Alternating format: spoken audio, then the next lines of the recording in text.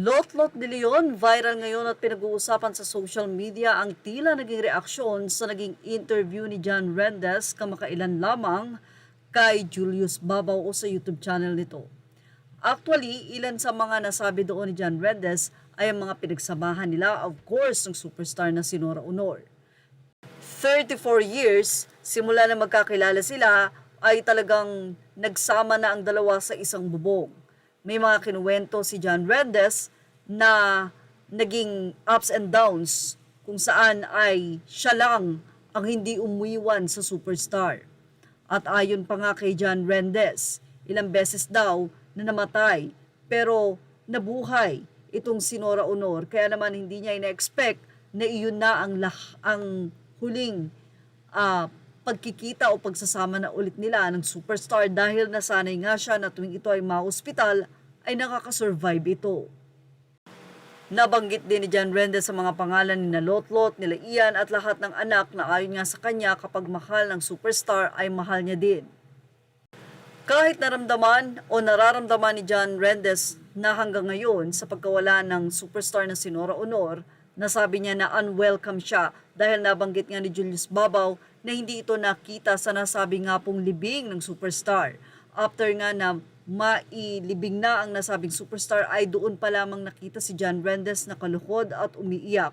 Ayon nga sa kanya ay hindi niya nakita ang superstar sa casket. Sa kauli-huli ang pagkakataon na ito ay lilibing na dahil nga binibigyan niya na ng respeto at ayaw niya ng pumapel sa mga anak nito.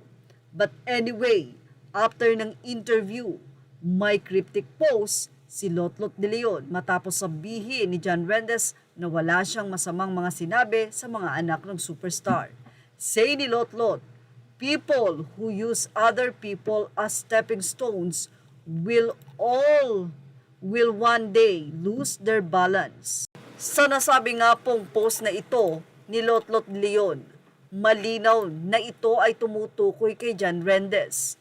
Wala man daw binanggit na pangalan si Lot-lot, pero mukhang si John Rendez nga ang tinutukoy nito dahil tila ginamit nga daw itong si Nora Aunor para marating nito ang nais niya sa kanyang career. Narito ang naging komento ng mga netizen. Say ng mga netizen mula sa mga anonymous commentator sa Fashion Police, maraming mga situations ang family ni Nora lang ang nakakaalam, pero John stayed with Nora for more than 30 years. It means they really care or love each other. Mahal ni Nora si John at hindi matanggap ni Lot-lot. May mga lalaki na emotionally dependent sa babae na older sa kanila, sa tingin ganyan si John Rendez. Nami-misinterpret na user pero sa totoo lang, moral support lang kailangan niya kay Nora.